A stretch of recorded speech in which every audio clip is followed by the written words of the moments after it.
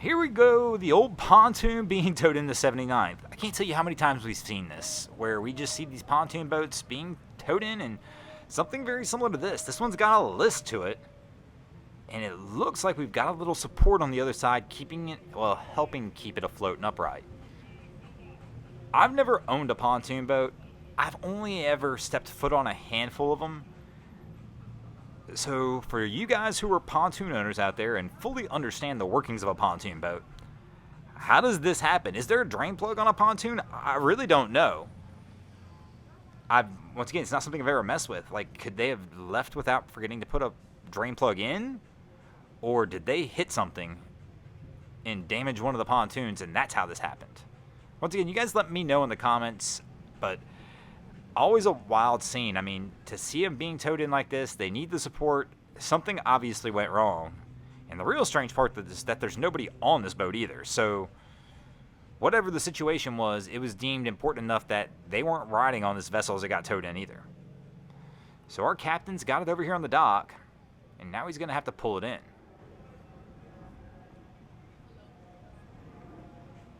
A rough start to the day, or end of the day for somebody.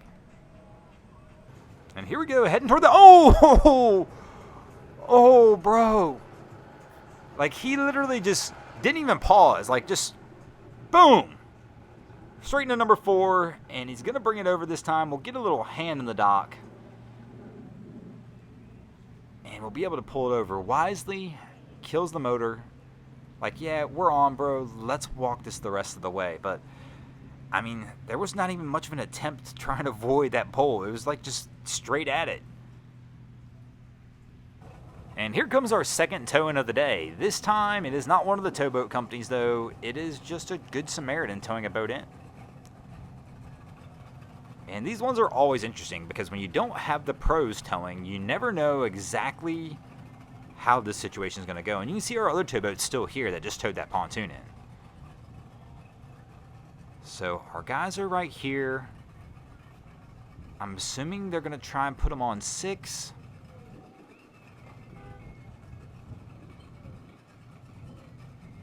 And we're heading in that general direction. Taking a nice slow roll approach. I definitely agree with this, especially in a non-professional towing situation. Take it easy, take it slow. But it looks like we're releasing lines. But the problem is we're going the wrong way. So the guy's releasing lines, but they're still pulling on this boat as they're going into reverse, which means that this boat's lost its momentum toward the dock. And we're letting the lines go. And he has no choice here. You can't even pull on this line because you're just going to pull him further away from the dock. But now they're just stuck floating. And we go for a toss, but the toss, it's too far. They missed. It wasn't even close. And now they're looking back to the guys that just dropped them off like, bro, what are you doing? We need help. And he's calling them back over. If these guys go back over, they're nicer than me. I'd probably be like, bro, jump in, swim it over. And that's not me being mean, but once again, it might sound like that. But as a non-professional towing situation, the safer bet's probably for him to go ahead and just jump in and swim it over. If these guys crash into the dock towing this boat, they're responsible. Most people don't realize that. The second I attach a line from another vessel onto my vessel, I now become responsible for that vessel that I'm towing. So if, for example, here, our guy comes back over, puts a line on, tries to put him up on 6, and gets a little handsy with the throttle and winds up smacking this boat into the dock at 6, the guy who's trying to be nice all of a sudden becomes responsible for that damage. So we're going to try and go, I guess, just with a head-on approach and see if we can push him back over there, possibly.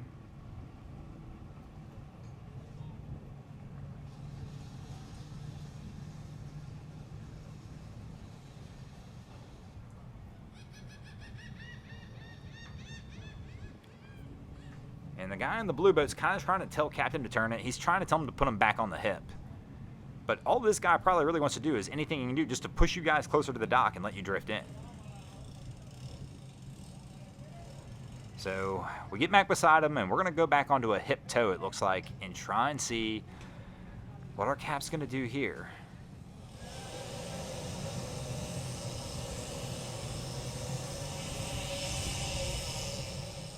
So after a few minutes of trying to figure out the best situation, we kind of went with a hip tow. This is definitely not the full-on hip because we're just being pulled forward.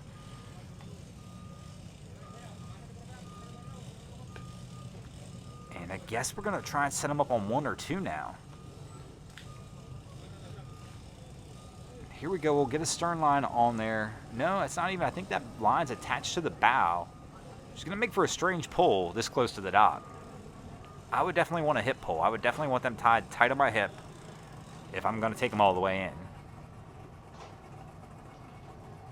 But we're going to go with that straight stern pulling, or excuse me, straight bow pulling.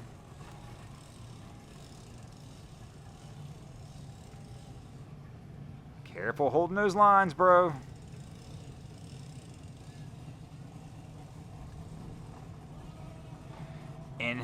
And the tow vessel is being pulled a little bit in an awkward situation as well. You can tell Captain's kind of in a little bit of a panic here on trying to get this one to go the way he wants it to go.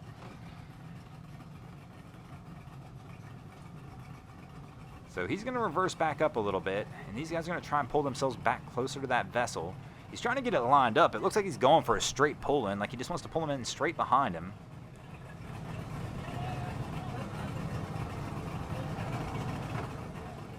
But this is why you have tow insurance. I mean, literally cheap insurance. Less than $200, and the pros do this. You can sit back, relax, heck, crack a frosty adult beverage from what's probably already been a frustrating day if you're broken down and needing the tow, and not really worry about it too much. As compared to winding up in a situation like this, the money is well spent. Really should get a sponsorship from one of you guys. Sea-Tow, Towboat, one of you guys are out there and you guys want to become an official sponsor of the channel, go ahead and email us at miamiboatramps@gmail.com, and let's see what we can work out.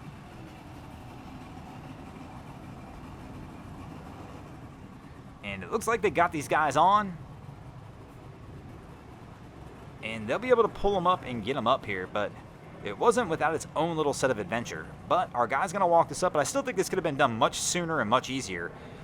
I mean, we could have gone for a toss earlier. If we would have had a boat hook that was an 8 or a 12-foot boat hook, you probably could have pulled yourself up. But honestly, man, as close as they were, I probably would have jumped in, swam to the dock, grabbed it, pulled the boat in, and called it a day. But everybody's going to do it differently. End result, they still are on. Everybody's safe and everything's good. You can't complain too much about that. And they should be able to get out of here from here. And speaking of getting out of here, we're going to get out of here as well. Thanks for watching, guys. I hope you enjoyed this episode of Miami Boat Ramps. If you did, please check out our other content. We have Wavy Boats, who does a bunch of great things down at Haulover Inlet. My channel, Broncos Guru, do some great comedy boating videos there as well. And of course, we've got Boats vs. Haulover, where Man and Machine take on Mother Nature down at Haulover Inlet. And if you guys haven't already, go ahead and drop an anchor on the subscribe button here.